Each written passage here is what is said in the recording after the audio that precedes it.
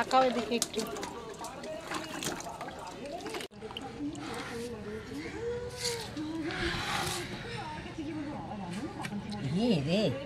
পেকে গেছে বলো?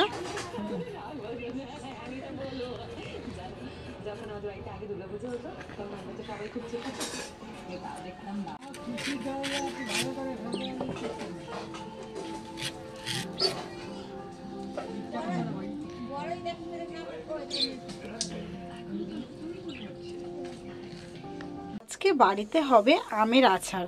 তো তোমরা দেখলে আগেই ঠাম্মা কিন্তু আমগুলো বেশ সুন্দর করে ধুয়ে কেটে নিয়েছে। আর দেখো সব আম কিন্তু এরকম কাটা হয়ে গেছে। তো এই যে লম্বা লম্বা পিস করেছে, তোমরা চাইলে কিন্তু মাঝখান থেকে আরেকটা করে পিসও করতে পারতে, মানে করতে পারো। তো আমরা এরকম লম্বা লম্বাই রেখেছি। এই আচারগুলো দিয়ে হবে মিষ্টি আমের আচার। তো গরম মানেই তো আচারের বাহার, ঠিক আছে? সবাই আমরা আচার খেতে ভীষণ ভালোবাসি। আমার মা তৈরি করবে আজকে আমের আচার, পুরো রেসিপিটা তোমরা দেখতে থাকো। তো এখন কিন্তু এই আমের আচারগুলো করে স্টোর করে রেখে দেওয়া হবে কাচের শিশিতে, ঠিক আছে? তো তারপরে যখন ইচ্ছা হবে তখন টুকটাক করে বসে গল্প করতে করতে আমের আচার খাওয়া যাবে, বেশ ভালোই লাগবে। তো চলো, এখন আমটা কিন্তু বেশ ভালো করে ধুয়ে নিচ্ছি। তো এই যে আমটা কিন্তু দেখো কাঁচায় কিন্তু আচার করলে বেশ ভালোই হতো, কিন্তু একটু সময় ছিল না বলে তাই দুদিন রেখে দেওয়া হয়েছিল। তো আমগুলো ওই জন্য না, কিছু আম পেকে গেছে, কিছু আম আবার হলুদ কাঁচায় রয়েছে, এরকম রয়েছে। বাট একদম পুরোটাই যদি কাঁচা থাকতো তাহলে দেখতে বেশ ভালো লাগতো। যাই হোক, মিষ্টি আচার হবে, কোনো ব্যাপার না, কাঁচা পাকা দুটো মিশিয়েই করা যাবে। তো ভালো করে আমগুলো তোমরা আগের থেকে কিন্তু আমগুলো ভালো করে ধুয়ে চাইলে নুন হলুদ মাখিয়ে রোদে শোকাতেও পারো। তো এখন তো ইনস্ট্যান্ট করবো, তাই জন্য মা রোদে এগুলো শোকালো না, তার জল ঝরিয়ে নিতে হবে। তো চলো, আমগুলো ধোয়া হয়ে গেছে, এবার ভালো করে জল ঝরিয়ে নেব। তো মশলার জন্য কিন্তু এখানে সব রেডি করে নিয়েছি। তো কি কি নিয়েছি দেখো, শুকনো লঙ্কা, গোটা সাদা জিরে, এটা ধনে, এখানে রাঁধুনি, তেজপাতা আর মৌরি থাকলে আরও বেশি ভালো হতো, আর একটু সর্ষেও অ্যাড করবো এখানে। তো ভাজা মশলার জন্য এগুলোই হলে হয়ে যাবে। তো চলো, এগুলো এখন কিন্তু শুকনো খোলায় ভেজে নেব। আর তার সাথে রাখলাম কিছুটা পরিমাণে সর্ষে।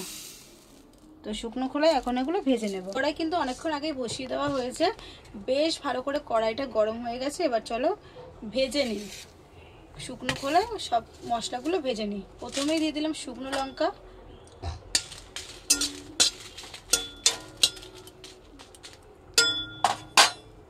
এরপর চলে গেল ধনে। এখন দেখো ভেজে নিয়েছি শুকনো লঙ্কা আর ধনেটা লাল লাল করে ভেজে নিয়ে এবার দিয়ে দিচ্ছি কিন্তু এতে সাদা জিরে। তারপর চলে গেল রাঁধুনি, এরপরে সর্ষে আর সাথে তেজপাতা।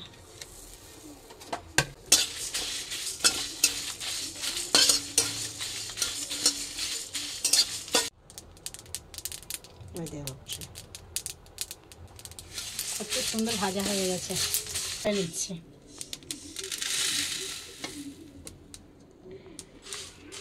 এবার এটা কিন্তু গরম গরম গুঁড়ো করা যাবে না, এটা বেশ কিছুক্ষণ কিন্তু রেখে দিয়ে ঠান্ডা করে নিতে হবে। তো এটা ঠান্ডা হয়ে যাবার পর তারপরে কিন্তু এটা গুঁড়ো করে নেব। এরপর কড়াই দিয়ে দিচ্ছি সর্ষের তেল। তেল গরম হয়ে গেছে, এবারে কিন্তু এতে 5 ফোড়ন দিয়ে দিলাম। ফোড়নের জন্য 5 ফোড়ন ইউজ করেছি। এবারে কিন্তু আমগুলো দিয়ে দেবো।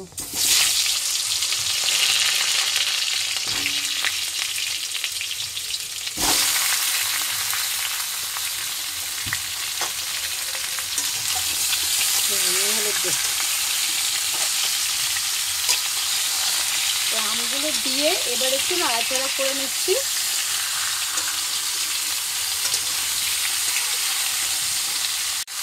এবার উপর থেকে দিয়ে দিচ্ছি নুন, এরপর হলুদ।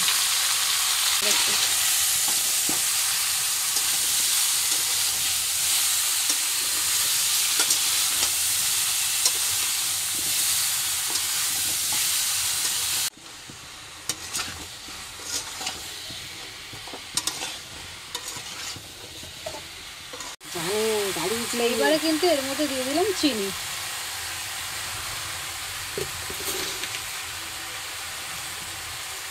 বেশ অনেকটা পরিমাণে কিন্তু চিনি দিতে হবে, মিষ্টি আচার যেহেতু তার জন্য অনেকটা পরিমাণে চিনি।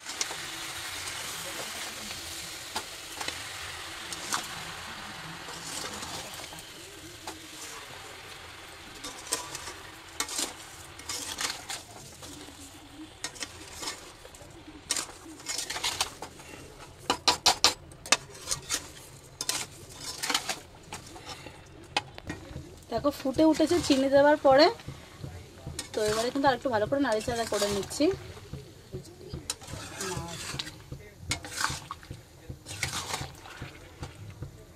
দেখো চিনি শিরা একদম বেরিয়ে গেছে, কিন্তু চিনিটা পুরো গলে কত সুন্দর দেখো চিনি শিরা হয়ে গেছে তৈরি।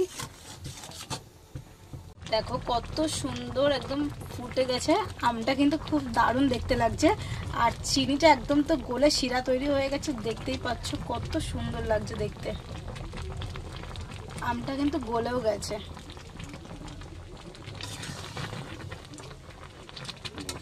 আম পুরো ঘেটে যাবে, যত চেষ্টা করছি আস্তে আস্তে। উপর থেকে দেখো একটু বিট নুন ছড়িয়ে দিচ্ছে, তো বিট নুন দিয়ে আর একটু নাড়াচাড়া করে দিচ্ছে আমটা। মালি করা যাবে ওই জন্য ব্যাগটা চাইলে।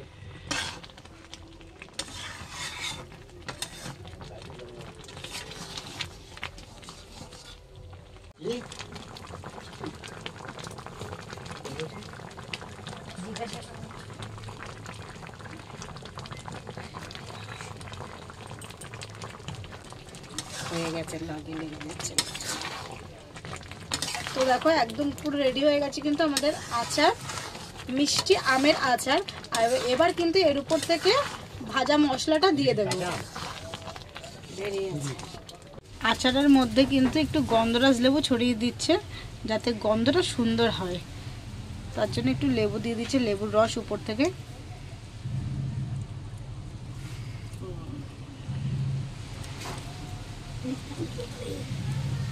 দেখলে রস পড়বে, সামনে নিয়ে আসো।